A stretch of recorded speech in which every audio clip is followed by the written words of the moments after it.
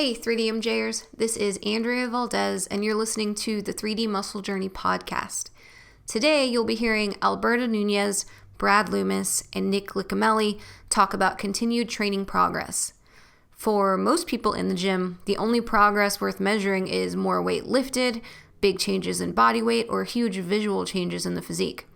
But the guys are not only going to debunk that narrow but common point of view, they're going to explain and expand on what real progress means.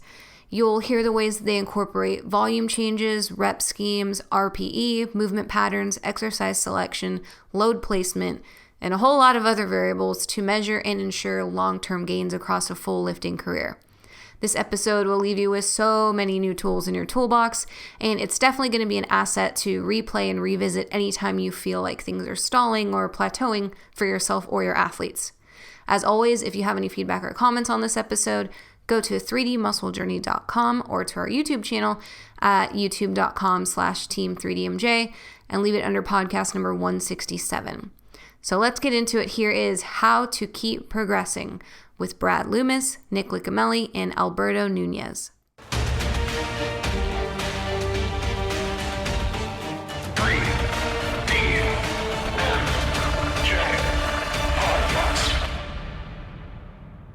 Nick, when you think about progression, progressing,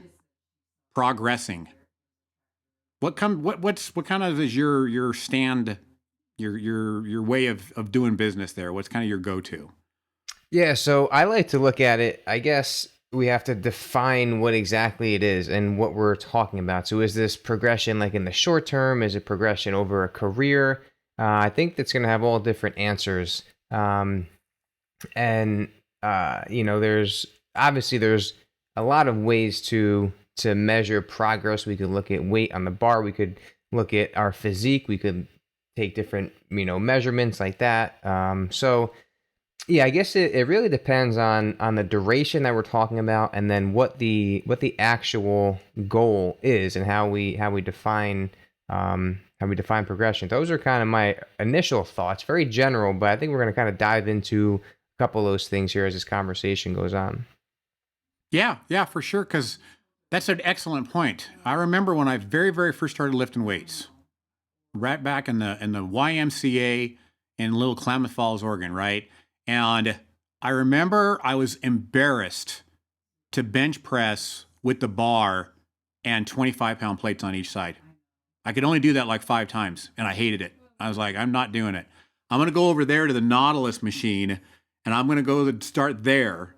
And I remember it was like every freaking week, I could put more weight on the machine. I could move that pin down, And it seemed like it was a matter of like 3 or 4 weeks, doing bench press like twice a week. I was doing the whole stack. And then I felt good enough to go to the bar because I could at least use the 35s for, I think it was like 8 reps or something like that. But I just remember it felt amazing. It's like, wow, this 110 pounds on this stack was something that I could do 8 times, and now I'm repping it 12 times, and I'm going down 2 more plates, And it was just amazing, and it's at the time I had no idea what was going on. I was getting stronger. I knew that, and I was just going with it, So yeah, in that kind of a scheme, weekly, every other workout, progress is happening. So then it got a little bit more tricky, right? So that's where I think we should throw it over our good man, Alberto. What do you do when it starts getting tricky? Oh, well, I guess now the way I would define progressive overload is when you get to the point that you need more to, I guess, excite the body to drive adaptation, right? It's like, when you got to the end of that stack, right, it was good, but if you just stayed there, at a certain point you wouldn't be getting the training response you want, right? And so you have to keep moving up, and you have to keep pushing. And I think we all kind of, like you did, inherently know this when we first step into the gym, right? It's like the point is to get in there and like, hey, get a little better and lift a little bit more. And I think almost right away, like when we get in there, we're kind of hungry for that. So I guess that's the way we view it now. And it does get trickier because, like, for example, right now, like over 20 years of training, and it's like, okay, I still want to get better. Um, and there's a lot of things, I guess, that I'm balancing when I'm trying to, accumulate enough stimulus in order to get the hypertrophic response that I want. So you just keep doing the same. Let's just say you just kept doing the same workout over and over for like months. You probably wouldn't be growing past a certain point. You wouldn't be getting any better. So, I guess at the start it's as simple as, shoot, progressive overload for me when I first started training was, can I make it to the gym 3 times a week? You know, right? So for some people, that's exactly what that is. You know, but I think for us here and everyone listening, it gets a little trickier. And this is where we, I guess, have to start to dive into the, like, using the football analogy, the X's and O's. Like, we have to beef up our playbook in order to get there in a safer, more predictable manner. One of the things that I've actually gone through my own journey is finding my identity and like kind of defining my own goals. So when I started out, didn't really have a goal. I just wanted to lift more weight. I wanted to get bigger. I wanted to look better. And it's kind of this mishmash of like all these different goals lumped into one. And then once I kind of matured a little bit and realized that bodybuilding and physique sport, that was more of my goal than the weight on the bar, then I realized, okay, I almost did like a Control-Alt-Delete to my training. And all of a sudden I realized, okay, I get way lower into a Romanian deadlift with 135 than the weight that I've been doing. Like, yeah, I've been pulling some heavy weight, but let's get a little bit more of a stretch here, drop the weight, and just build up back from there. And I've done that at least 2 or 3 times within my entire career, where you just kind of like take a look in the mirror and say, you know what, I'm progressing the weight, I'm feeling good, but I want to just kind of double check my form, make sure I'm getting that deep stretch and all these exercises. And honestly, that came with experience, but it also came with following the right people. And sometimes when you're getting into this, you have images of muscle magazines or Ronnie Coleman videos, and you don't see Jeff Albert's training in his garage where that last rep looks just like the first rep. And you don't see these guys that just kind of like close their eyes and live within like the discomfort and just kind of, just kind of get in their own heads. And it's almost like a meditative, meditation, like when they're training. That really has been a game changer for me. And I really, at this point in my training, I always remember to keep the goal in mind, and that helps kind of set that foundation for progress. Because if we're progressing, but you're not progressing toward your goal, or if my goal is hypertrophy and I'm cutting my Romanian deadlift short for the sake of load, to me that doesn't feel right. So it's always important to remember the goal and not be blinded by an article that you read about progressive overload or a podcast or anything. Make sure that you have your goals in mind, define what your progress is, and then kind of build off of that. Well, what you just said, actually, this I started off like with a sound idea of what I was there to do, which is I want to get to the end of the dumbbell rack, all the plates. I want more reps. But then eventually at a certain point, it's like you find yourself in that the dark web of bodybuilding. I know I did.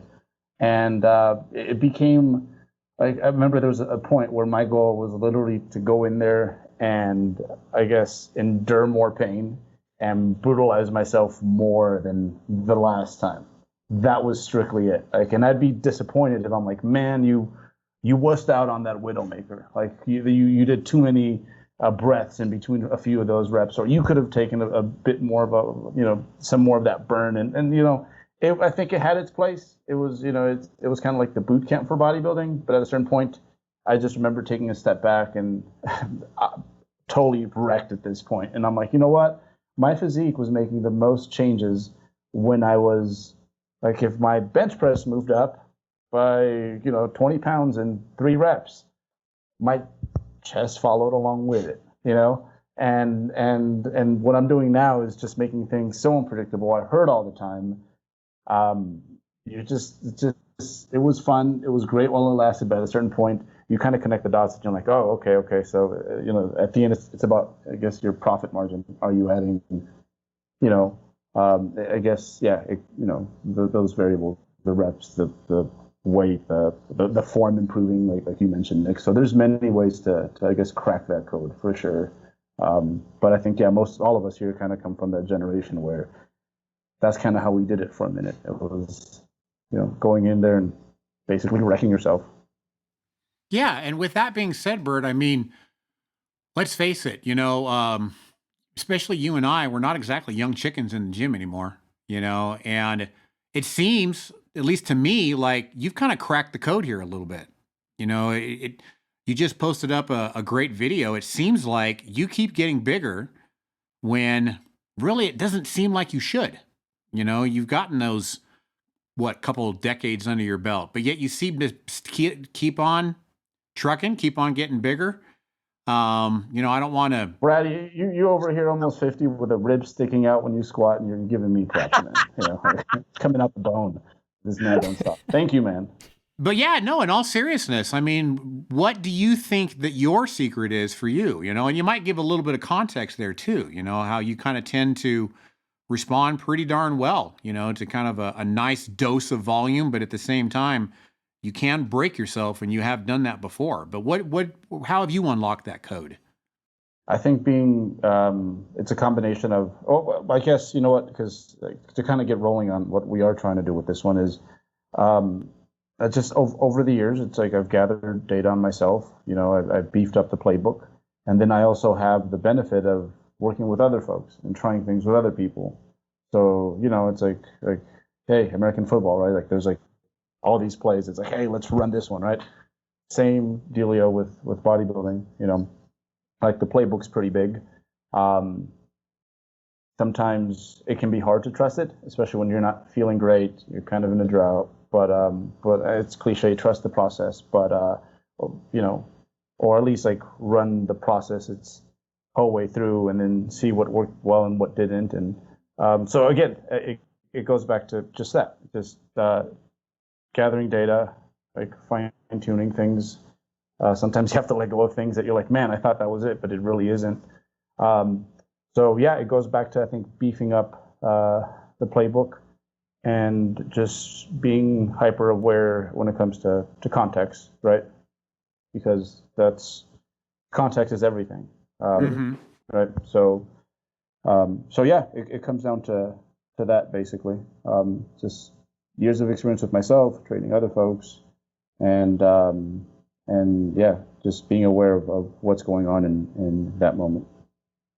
Gotcha. So yeah, I'm trying to visualize it. When you say beef up the playbook, not necessarily program hopping, but are you talking like mixing and matching things, knowing that this works for this body part, so I'm going to do this type of progression, this type of volume, and that this works? Because like with you, it always seems like your lower body responds to just about anything. You just kill them and they don't die.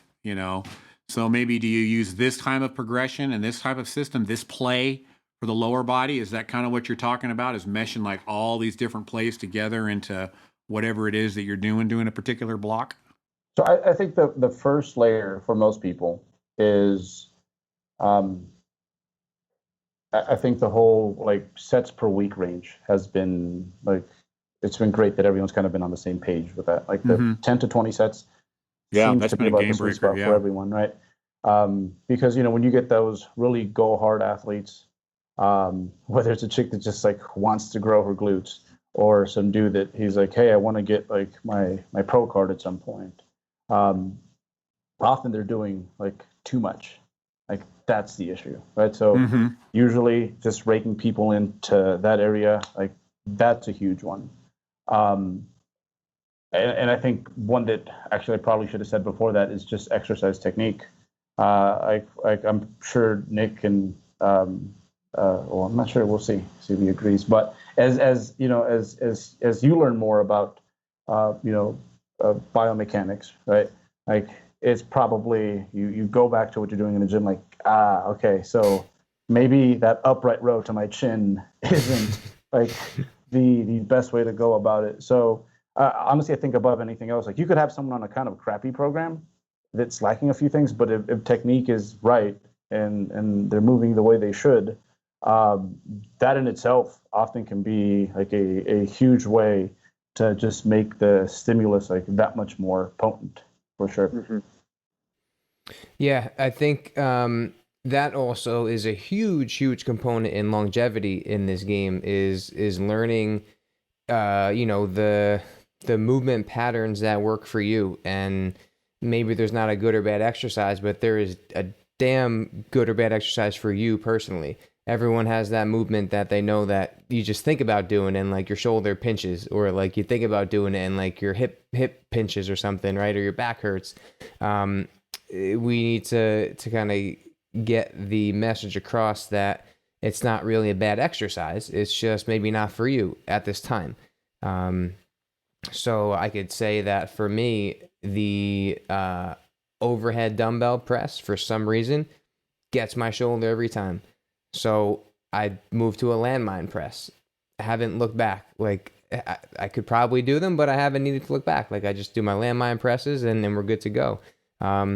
So yeah, definitely. I think once we build in that foundation of like those exercises that we know that we can kind of cycle through, not that we have to avoid, but just know that if we're going to try to add those back in, tiptoe around it and just kind of feel it out before we just kind of go in there, and don't get discouraged. Like if you're not progressing, or you're not increasing your load or sets or what have you on a certain exercise, and if it's pain that's holding you back, that's a whole different animal than if it's, you're just not progressing and you're just doing the same thing over and over again.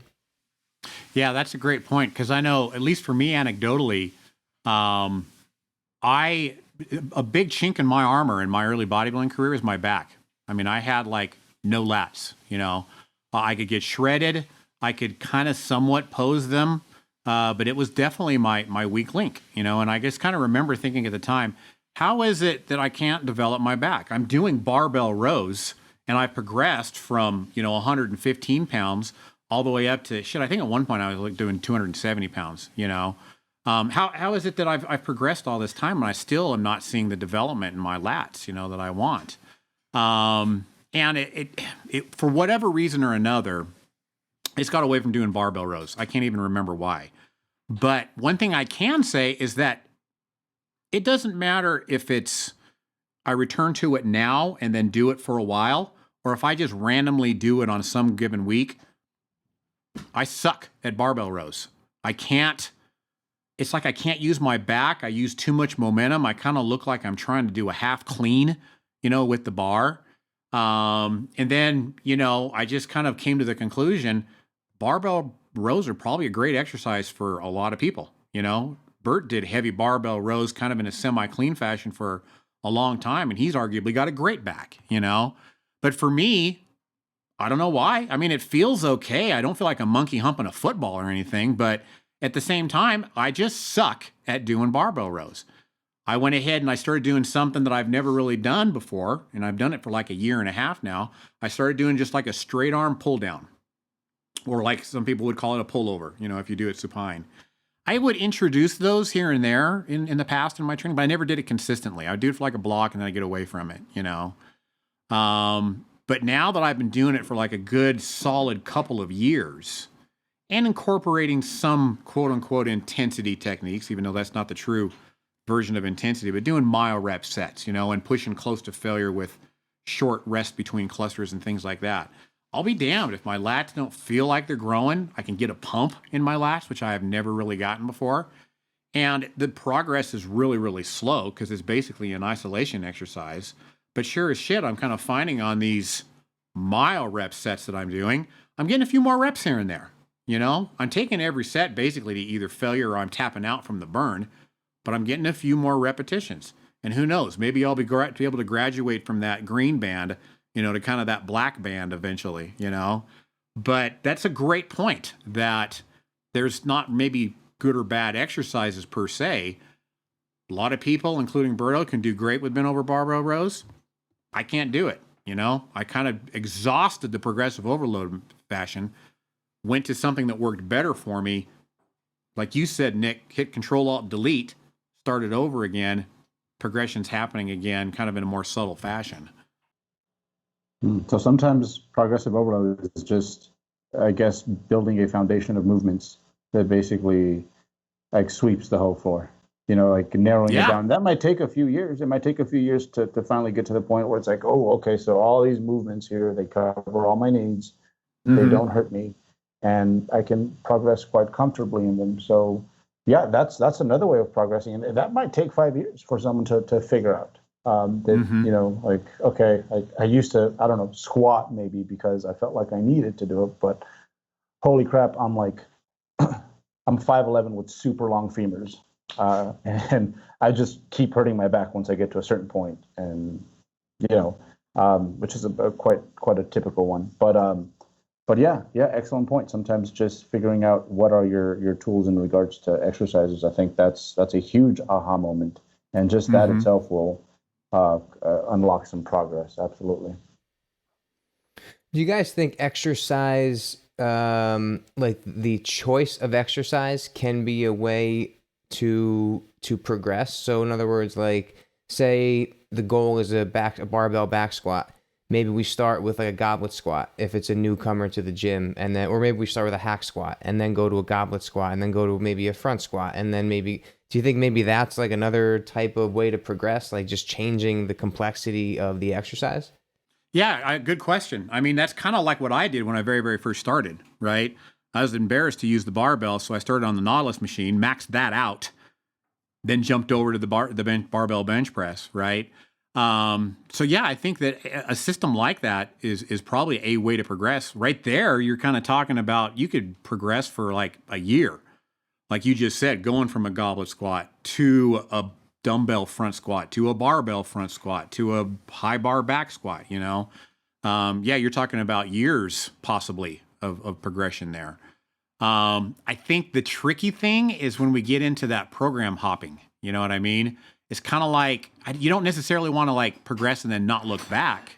But at the same time, I think if you do that, you still want to kind of incorporate a bit of what is working. Like if you've progressed to a safety bar squat, right?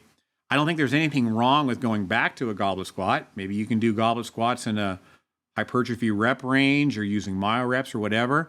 But I kind of feel like you don't want to abandon that safety bar squat either, or at least what has already kind of gotten you there, because there is kind of a form of progression in there. If you can make that goblet squat progress, and then maybe your safety bar squat has kind of been topped out, and progression is super slow there, and you got to follow kind of these really slow going, meticulous triple progression plans.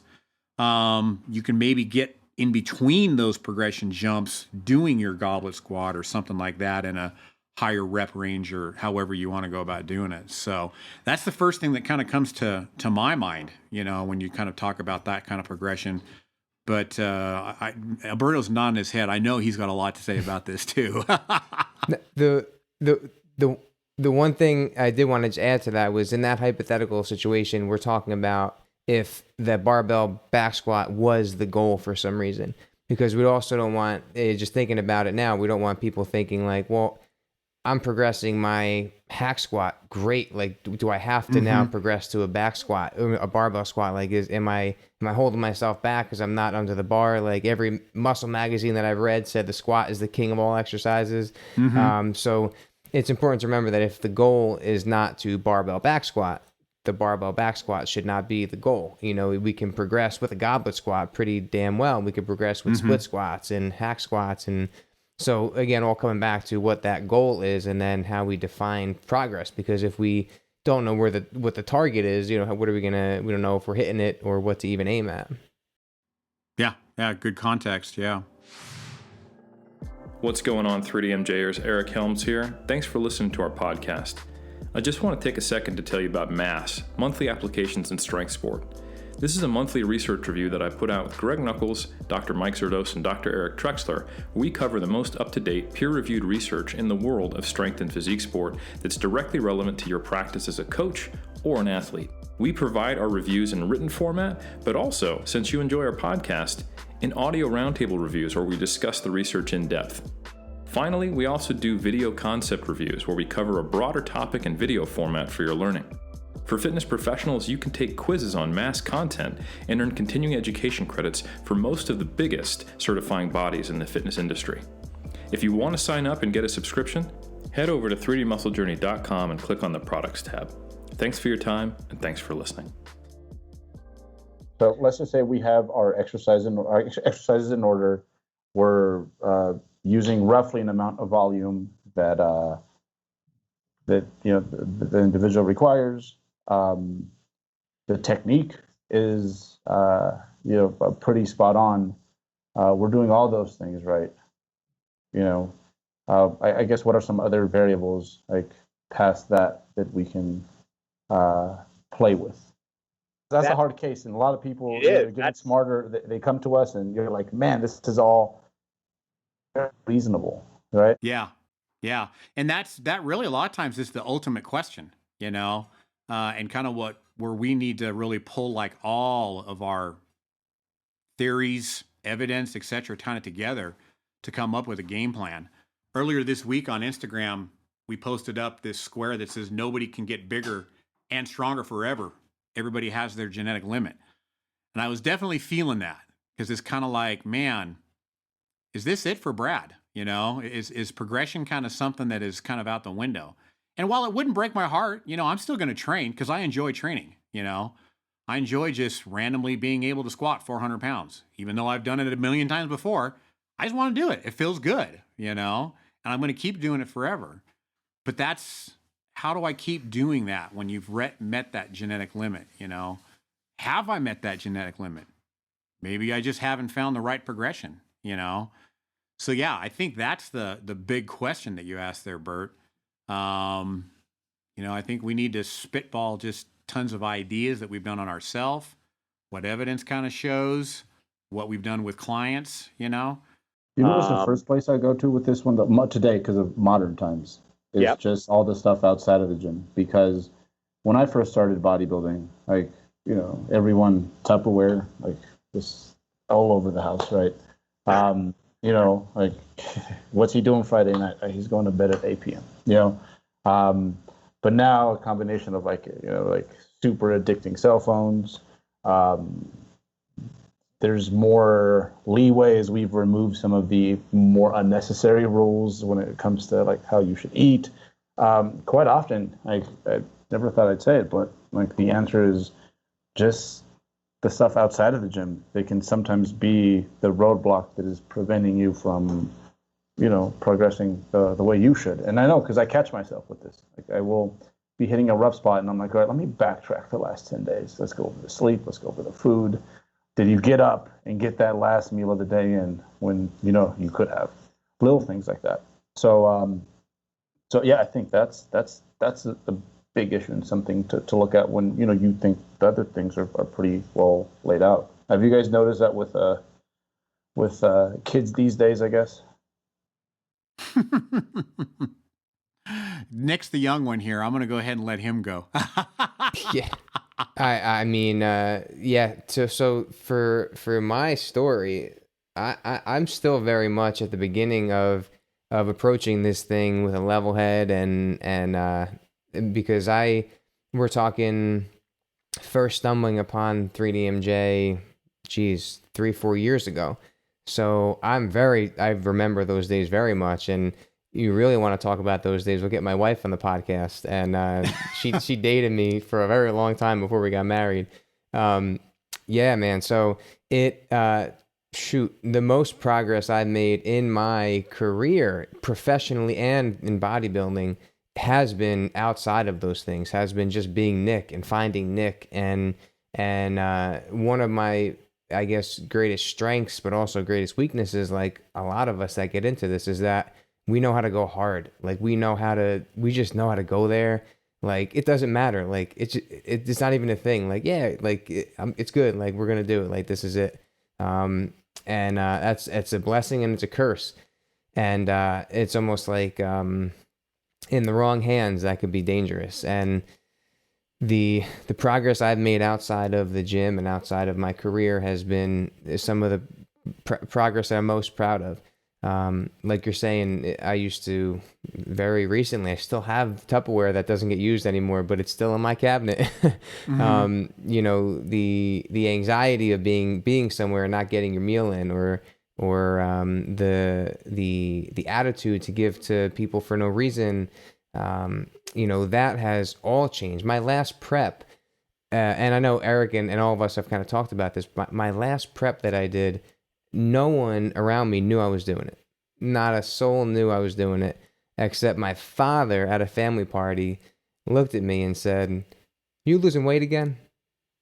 And this was like a couple months into my prep, and I was like, yeah, maybe, I don't know, because it's a touchy subject when they watch you go through one, and your loved ones watch you go through one prep, and then you come out of it, and then you're, you know, going through it again.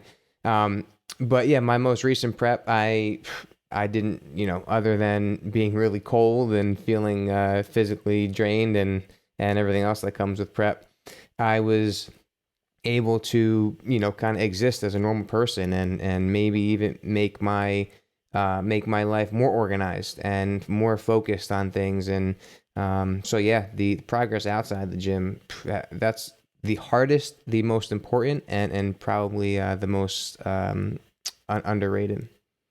Well, you know what? That kind of went in a slightly different direction, but I'm glad you brought that up because I was saying these kids need to do more what you were doing when you were kind of like just, you know, but for some people that is also the answer, because I've been there before too, where you know, young adult, and I'm like, man, how am I going to be an adult with this bodybuilding thing going on? Like, you know, like how am I going to like hold a job? I'm supposed to, you know, like eventually get married, have kids.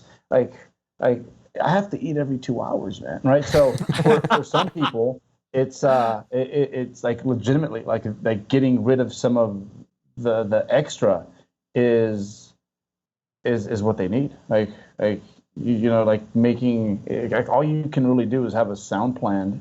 I think that's one of the benefits in coaching is like have a sound plan. Like someone else took care of that. They're doing all the number crunching for you. It's like, all right, as long as you do this, just be you and do the rest of the things that you need to do. And yeah, once I kind of got that solved a little bit more, and I was just I was no longer a better bodybuilder at the expense of the person, right? I think that's when things definitely took, you know, yeah, they definitely took a little spurt in the right direction when it came to my progress, because I was happier doing this. It wouldn't bring as much conflict to my life. So, yeah, that's super important. And I'm glad you brought that up, because I say it's still the majority of people who are really about this. Like that is like one of their biggest issues, and it's just not a good time and often not necessary. Yeah, I think those bringing up those two different kinds of people who you met originally and then who I kind of brought up. I guess so. If we had to give like a progression, I guess outline for, say, like a person who like we all were. How do you tell someone to not do excessive volume? Okay, how do we cut it back, and then how do we start to progress again? How do we take someone who's not doing enough and push them? And then how do we take someone who has been training for 20 years and has reached a plateau? Where do we take that person? Is it different? Is it the same? Are the principles the same? Like, what does that look like in those situations? Yeah, that last one is definitely the hardest one, right? And sometimes, speaking specifically for that latter one, sometimes I feel like you just have to almost try the thing that you're afraid of. You know what I mean? Like sometimes we just have to say, look, let's just drop this volume back. Let's just drop this volume back. What's the worst that's going to happen? 4 weeks later, we bring it back up again, right?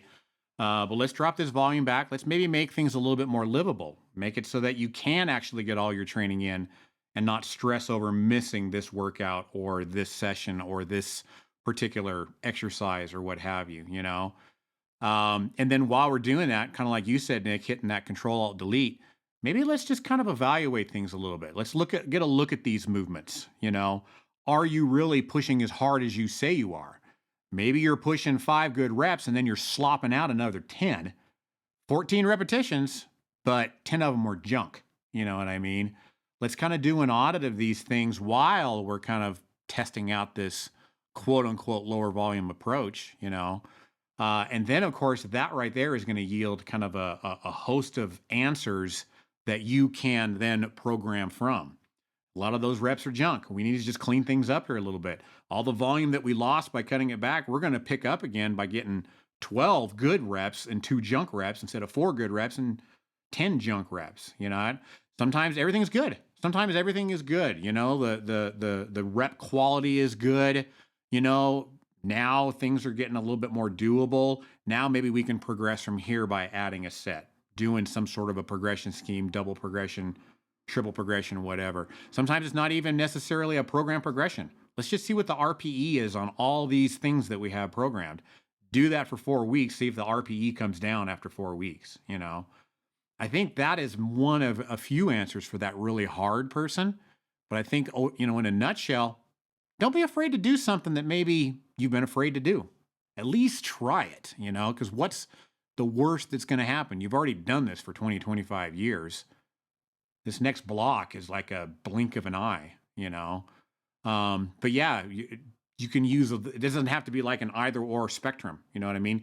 Some of these things you can use almost at any time in a person's bodybuilding career, you know. Oh, you go hard? Okay, let's look at these repetitions. Let's see how many actual working sets you're getting versus what we recommend, you know. Sure, you've got 30 sets programmed. There's only about 8 that are actually working, you know. And then likewise, you know, okay, yeah, you're doing 25 good hard sets. Let's try making that about 18. Maybe we make it a little bit heavier. Maybe we make the RPE a little bit higher, you know, kind of something like that. So yeah, I think that we can pick and choose a lot of different things, and it all comes down to, like we talked about, your athletic identity. You know, what is that for a particular person? Like you said with you, Nick. You know, I'm the exact opposite. With me, shit, put more load on the bar. You know, let's keep those reps consistent. Is this RPE lower this week with this load than it was last week? Is it going to be easier 3 weeks from now than it is this week? You know. So yeah, I think any of those things are really kind of useful regardless of the position a person's in their bodybuilding career. You know, you mentioned something there that I think is confusing to people, and I think I've just seen this. I've seen this very frequently, where, you know, they hear about the progressive overload and they're going to start doing the progressive overload, and they get to the point where they're, I don't say it like that. We say it to mock the fact that it's sometimes just not understood all the way. But say so this is, people kind of like pin themselves in this position where, you know, because they're aiming to do the progressive overload, they are under the false assumption that now every workout has to be pretty linear, that they always have to be progressing. And if not, something's terribly wrong, right? Right. So, and I guess I think so. Here's a good example of why that's not necessarily the case, and why, like, especially the more well trained you are, the longer you can kind of hang on to similar amounts of stimulus before you have to adjust anything. So a good example of this is, like, let's just say this person can deadlift 400 pounds for 5 reps, and they're just doing it for sets of 2, right? And let's just say that's all they could do for a year, right? Like, super hypothetical, like no one really does it that way. But like in there, like if you imagine yourself in that position, it's like eventually it would go from an RPE 7 if you're doing it for 2 reps, right?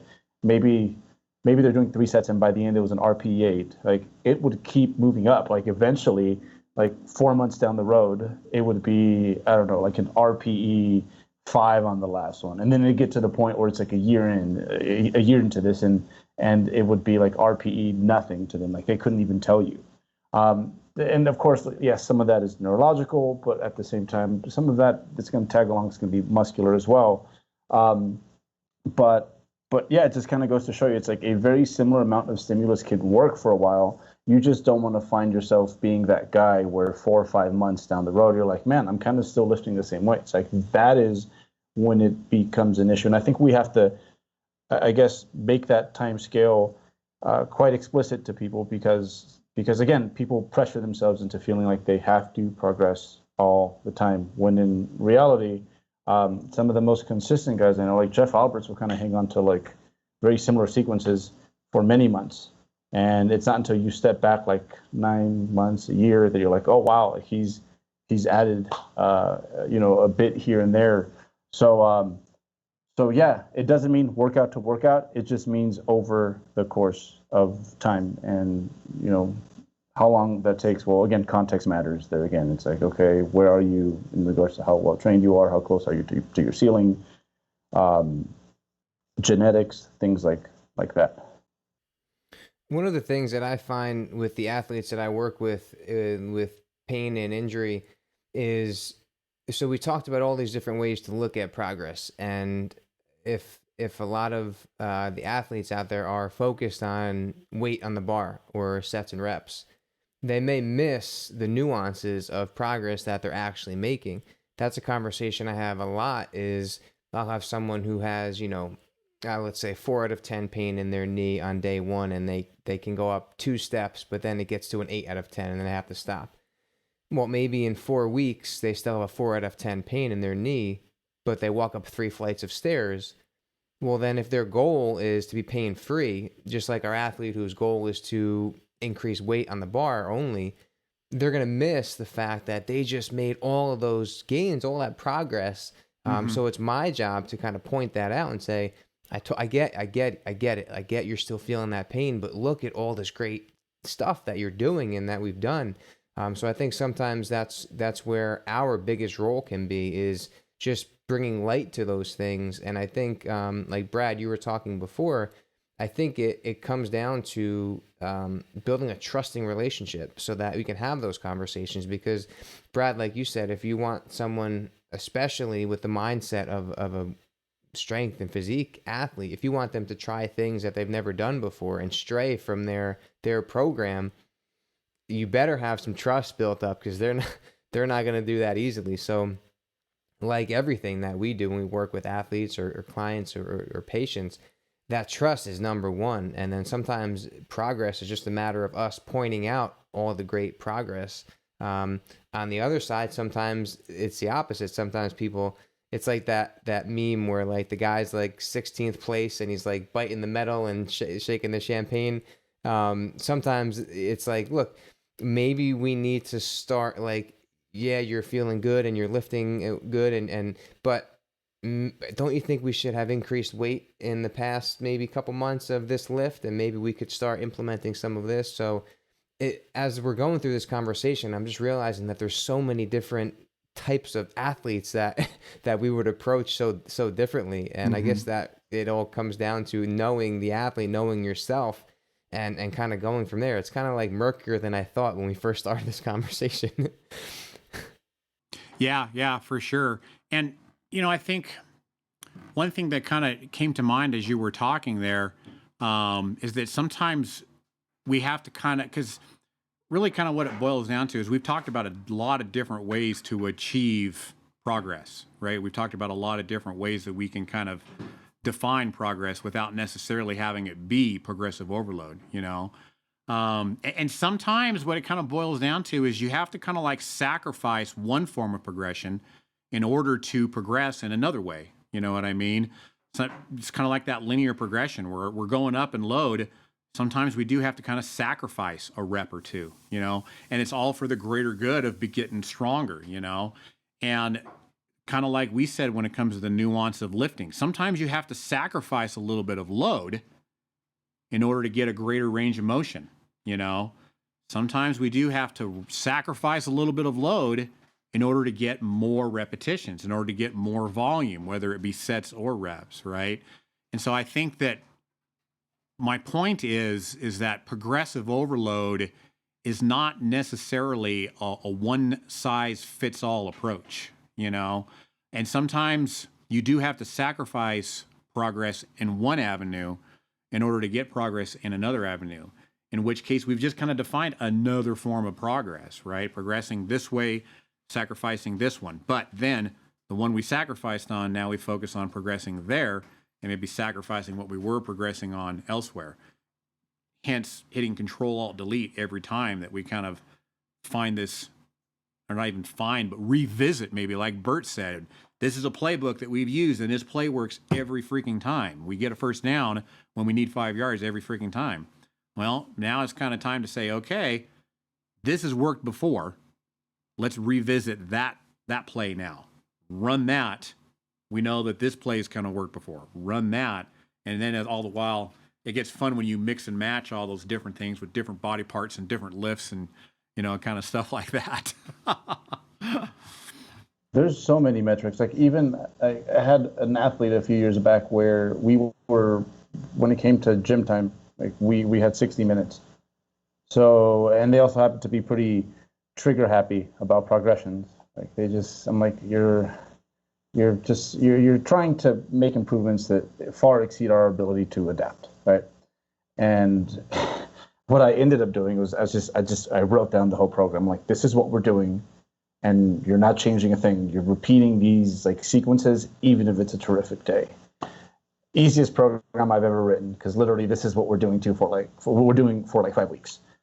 And one of the metrics that kind of snuck out, it was like evidence that we were progressing, was the fact that, hey, like when we first started, I literally had 5 minutes like left on my time. And now, because that 5x5 on the hack squat was absolutely crushing me, and I needed to just really take my time between sets. And now it's kind of like child's play. Now I'm done, and I'm done with 15 minutes left. So that in itself is evidence that they can do more now.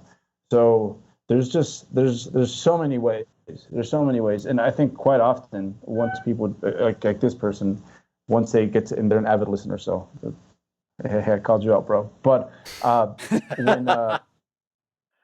when they get into the whole like, okay, I see the importance of my training having a progressive component to it, is that there's a rate at which we wish we could adapt and progress at, and then there's like the actual reality. And sometimes like those things, like they don't match up, and kind of, and like weigh-ins, they tend to fluctuate, and that can sometimes skew our perception of what is actually going on. But yeah, in regards to the metrics and like what is evidence of progression, like Nick mentioned, sometimes like for me it's like, I've been squatting for 4 months now without any pain in this area. Like that's a win in itself. Mm-hmm. So there's and you can miss out on those details, I think, when you're super hardworking and ambitious and serious about your progress. Yeah, that's a great point, because like sometimes, say somebody is doing a 5x5 on their hack squat, and when they first started, at the end of a block of doing that, their back was killing them, or their knees were killing them, or something like that. And without any progression plan at all, it's okay, we're just going to let you deload, we're going to rest for 10 days, whatever, we're going to start again. Pretty soon, they finish that block up, same metrics, same, rep scheme, set scheme, everything. Now that there's not as much pain there, now I can actually get through a block, without actually having pain, and maybe now I can progress a little bit. But it's kind of like dieting, if you're in a deficit, if you're in a true deficit, I don't care if you stalled for 8 weeks, you're eventually going to lose weight. The end result of true starvation is death. It's just going to take a while, and I think that's kind of the important thing when we talk about weight training, as long as you're weight training and you are sticking to your program, adhering to the principles of whatever it is that you're doing, progress is going to be made. It might take a while. You might have to be patient, but good chances you're going to miss all of these little things that we've talked about here that are signs of progression. I can get up 3 flights of stairs and my knee pain is still 4 out of 10. I can keep up with this program and I can get it done now in 50 minutes as opposed to 65 minutes.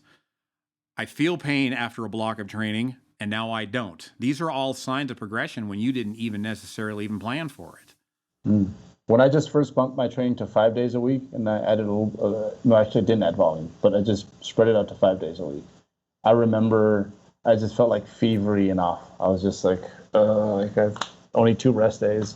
And like 6 weeks later, I'm like, oh, okay, like this feels good. But it took a while. So yeah, there's so many angles and again, so many moving parts. And that's why it can be hard to give yourself enough credit for the progress that you are making. What if someone's not progressing? Like, what are some of, like, they're literally doing most everything right? You know, what are some of your favorite, I guess, reset, Control, Alt, Delete ways of fixing that? I mean, deload would be my probably number one go-to, right? Yeah, taking a deload, and the thing with anything is the more that you learn, the more comfortable you are trying it. And once, I mean, the quarantine comeback series that I did, it is all about taking time off from training, taking time completely off from training, not shaving a set and some RPE off of a week to deload. We're talking about bed rest for weeks and weeks, and still you maintain your muscle mass and your strength. So why not throw in a deload week? Why not do that to kind of recalibrate? And obviously, if we don't know that information, if we don't know that evidence is out there, it's scary. It's like, pull back on training. Like, I'm sorry, I do not understand what the words coming out of your mouth. But I think once knowledge truly is power, and the more that we learn about this stuff, and the more that we realize what a deload is, what a deload isn't, I think that just kind of opens the door to that. Another kind of way to go about this would be to maybe change up like your particular phase. So if you're going through a strength training block and it's just kind of hitting a wall, or you have some pain, go into more of a technique block where you drop the weight, focus on your technique, or more of a hypertrophy block where maybe you're stepping away from the big 3 and you're using some leg extension, leg curls, and isolation movements and things like that. It's almost like a deload from what you're doing, but it's just kind of shifting lanes a little bit. So you can keep that intensity up, because just like pain, when you try to find what's causing the pain and what's that sensitive factor, whether it's load, RPE, intensity, overall volume, whether it's exercise selection, sometimes that could be the reason why you're hitting that wall. So if you can just change it up a little bit, you may not need to deload. You may not need to, do something like that. Maybe you just switch up your training a little bit, and and kind of see where that takes you. And that's a great point, because bodybuilders kind of tend to like hang with cliques. It's like you have your pumpers, and then you have your go heavy or go heavy or go home guys, and quite often, like, we know who they are. We see them at the gym, and it's like, man, dude, it's like at this point like wrapping up his elbows because he only does like the 4 to 8 rep range on everything and maxes out with his training partner every week. It's like, if you just did a more pumpy phase, I guarantee you'd feel better. You'd make some progress, like over here on this lane, and then when you come back to this thing that you like to do, you're probably going to see some progress. So, and powerlifters do this like all the time. Like that's the one thing. Like if you look in that area, and I think they kind of have to, or they've been forced to like get there a little bit quicker than I'd say most bodybuilders, because like the metrics are right there. It's like either your total's going up or not. So they've been a little bit more efficient when it comes to that. But no, yeah, excellent point. Changing it up. You still get to work hard, but sometimes, yeah, the answer is also like, yo, take a freaking deload, dude. You've been going hard for 6 months. Yeah. Well, and you can blend worlds together too. Sometimes it's not about working harder; it's working smarter. Because I love that particular approach too. Let's just do a deload, but we're going to kill 2 birds with 1 stone here. We're going to deload, but I want you to take 1 set of everything to like true failure. Just 1 set. That's all I want you to do. And on top of that, I want you to send that 1 set that you do to me, and let's just kind of compare what you've been doing in that 1 set to what you have been doing, Sure enough, it always ends up in some way, shape, or form, we've kind of proved them wrong, It's like, I was doing this load at this many repetitions. I said this was my RPE, but here it is this week. I kind of proved I did 3 beyond that. You know what I mean? And I will say that sometimes you got to be careful of that, because while you're calling it a deload, it's really not. You've actually got like every one of those repetitions and every one of those sets was truly, truly effective, you know? But that's kind of one of my favorites right now is, okay, let's just kind of audit things a little bit here. Take a couple days off. Next week, quote unquote, deload. But I want you to truly take every set to maybe an RPE 9. I don't want you to stop. I want you to keep every rep super consistent, whether it's strict or a tiny bit of freedom. I want it the same way every single time, every repetition, until it truly does visibly slow down. And a lot of times that right there will just kind of tell us a lot. That'll tell us, I wasn't going as hard as I thought it was. You know what I mean? Or it'll say, well, I was going hard, but boy, I sure wasn't keeping those reps consistent, you know? And in that right there, we've kind of found out we can get away with dropping your volume. You know, we can get away with shaving some things off here and making our training truly effective, you know? So yeah, that's kind of one of my favorites that I've experienced here recently. But like I said, kind of plan a true deload after that, 4 or 5 days off. A true time period where you can let that fatigue mitigate a little bit. Brad, it's kind of like if, so when you're in prep and you have like that, your big meal of the day or something, and you like, when you're restricted to like one good hearty meal when you're not eating on the run at work or eating out of your car, I mean, it's like in Home Alone when he puts like lights the candles, makes his mac and cheese, like sits down, like you appreciate that meal so much more because the rest has been taken away from you. Whereas in the middle of your off season, you could eat 5 meals and not even taste anything in the food, right? So you really do, when you take, like you're saying, take it away and say, look, I need you to focus on, this is your only set. This is your only set. You got to make it the best set you could possibly do. Now do it and show me it.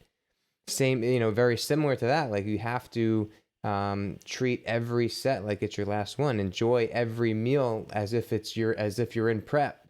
And I love that, and that's the first thing that made me think of. But you really do kind of prioritize and I guess enjoy and focus on it more when a lot of the fluff is taken away. Yeah, and I mean, I'll be honest with you.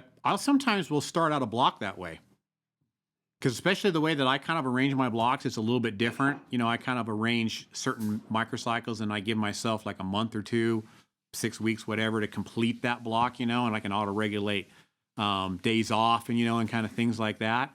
But I'll start the first microcycle just taking 1 set only, 1 set of everything, and I'll take that to true failure, keeping reps very consistent. It's amazing how sometimes that 1 week microcycle, that 1 time frame where I did 1 set of everything to true failure, you actually do feel like you accomplished something. Unlike most deloads where it's like, oh man, I felt weak before I even picked up a load, you know, before I even picked up that first dumbbell, I felt weak, you know. So yeah, I have to say, I kind of like to incorporate that kind of into my blocks in a way, you know. So, man, no, it's a nice reminder. I need a deload. I do need a deload at this point. That's like literally my answer. But yeah, it's hard sometimes. You're on a roll, and I think you know where to like chop it off. You're like, oh, we got plenty for this block. Let's pack it up and, you know, get some sleep in, and we'll do better tomorrow. So yeah, I think even when you know better, sometimes it's hard to be objective in the midst of it all.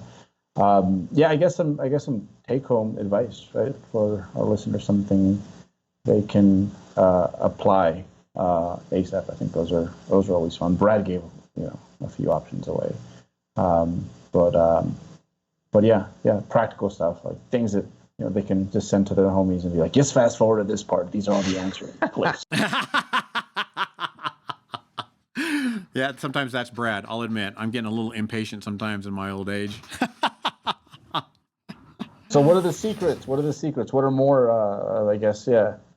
Yeah, I think the big thing is that while we do profess the progressive overload being the end all answer, right? I think we kind of talked about it. Does it really need to be there? I think that's kind of an important key. I mean, it needs to be there, but does it need to be there here now? Does it need to be there here in the next couple of weeks? I think once you get your big building blocks in place, you get that total number of sets that you got set for your program that we kind of, recommend in the pyramid books, that 10 to 20. Once you get that set, maybe just run with that for a while, and you might pay attention to a few more things that we talked about. I don't have pain anymore in week 3 like I did in week 1. I no longer feel like I'm being crushed in week 4 like I did in week 2. I'm actually getting this workout done in 55 minutes instead of 65 minutes. I don't think there's anything wrong with just kind of running with things in the short term, but I think we touched on a lot of different things that we can do in the long term, and any and all of those things are kind of on the table depending on your lifting identity, your bodybuilding identity, your strength identity, whatever that is. But I think the big thing is don't be too hasty in making decisions. I think that's kind of the big thing, especially the more you get along in your lifting career. Yeah, maybe when you're a beginner, maybe you can. Maybe you can be a little bit more hasty because ultimately it's just all about getting in the gym and lifting weights. But, I think the thing is how many of our listeners are truly beginners, And so I think that we can't just get away with saying, just go ahead and just do whatever. But I think at the same time, I say, okay, once you do make a change, ride with it for a little bit, As long as those sets are met, a lot of those are fairly upper RPE, you're pushing close to failure. The frequency is there. I think the progress is going to happen. And then you can just kind of pick and choose your shots as to exactly how and when you're going to make that happen. I think awesome points. I think what I would like to leave the listeners with is some kind of incomplete list that we've talked about of ways to measure progress. So if any of these things are getting better or getting worse, maybe they should have your attention for a bit.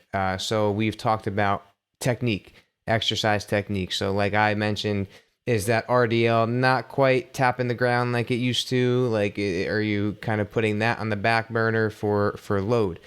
So we could say exercise technique. We could say outside the gym, right? Like we were talking about before. How are your relationships? How is your relationship with food? How is your relationship with your job, with your family? We could talk about load, right? That's the easy one. Is the load on the bar going up? Alberto, you mentioned the time in the gym. So you're getting more efficient. Maybe you're getting more conditioned. You're getting like more efficient with your workout. And then what else did we mention that I'm forgetting? RPE going down. RPE, yep. RPE going down. Pain. Yep, pain. So so all of these different things, and this list is incomplete, but just make sure that you maybe jot this stuff down or record it somewhere and just make a note of how it's going. Is it improving? Is it getting worse? Because that will, if you write it down, if you have your training log, you write down your sets, your reps, your weight, maybe you write your RPE in there. Make a note on your technique. Like make a note, like, sometimes I make like an asterisk or something in there, and I know that means that like I really held the eccentric for a long time. So, give and take a little bit there or what have you, but come up with your own systems to measure all these things so that it's not just this gray area and you need someone to recalibrate you and say, okay, don't forget you're making all this great progress. At the same time, you don't want anything to go down either. So I would say try to record all these things. And like I said, the list is incomplete, but these are kind of the main ones that we're talking about. So write these things down, track them just like you track everything else. And I think you won't miss out on your progress, and you'll see when things need some perhaps more attention. I think don't be in such a rush just because you've committed to progressive training now. because again, there is the rate at which we wish we could progress, and then there's like the reality of what's appropriate. What are you can be able to sustain over the long term. I love the suntan comparisons because it's like the answer to getting the tan you want isn't like, I'm just gonna do 30 minutes today because that's gonna get me there faster. It's like, no, bro, you might be slowing down. You're definitely gonna be slowing down the process with 30. So yeah, just be real with yourself, because even with myself, like with me right now, like I've been training so long where what can I can't expect now is not the same as say 15 years ago, where some of the dumbest ideas that I came up with in regards to goals, well, they were pretty just far-fetched goals. They were appropriate at the time, but quite ambitious. Like I could nail those because I had so much room to improve. So I guess be realistic with that timeline. I do think timelines are important. I think it's important to write down, some metrics that you're trying to achieve. So getting explicit with your goals in regards to your progressions out of the many that we've gone over here. And I guess just practical takeaway tools. High rep blocks are, I think, fantastic, where, maybe for, I don't know, a month or so, you just do something that like literally leaves you with a runner's high by the time you're done. Since most people don't do the majority of their work like that, spending a block in the 15 to 25 rep range, like leaves you feeling pretty good when you get out of the gym. It's like, okay, it's almost like whatever pain you get from training or any sports, like, I guess you get the boomerang effect on the other side. So that's kind of nice. That's different. And it gives connective tissue a chance to, just catch up a little bit for sure. Since you don't, or my athletes and myself, we don't do them too frequently. It's something for you to kind of get new at. It's like, hey, my leg pressing has been in the 8 to 12 rep range. We're going to keep it 20 to 25 for this block. And it's kind of nice to go in there and be like, knowing that, hey, you're going to add reps. So using those as like little stop points before we get into our next, I guess, attack plan has been super valuable. And I guess kind of speaking on just things that I see with, this is, I think, more gender specific. With females, I think sometimes the answer is like add more load. Like it's like, don't be afraid. You're that strong. Like you can add more load. Whereas like with guys, it tends to be the other way, where it's like, adding reps is the tool too, man. Like it's not like just adding or slap, especially say on the leg press. It's like you don't have to progress like via 90 pounds each time. Like right.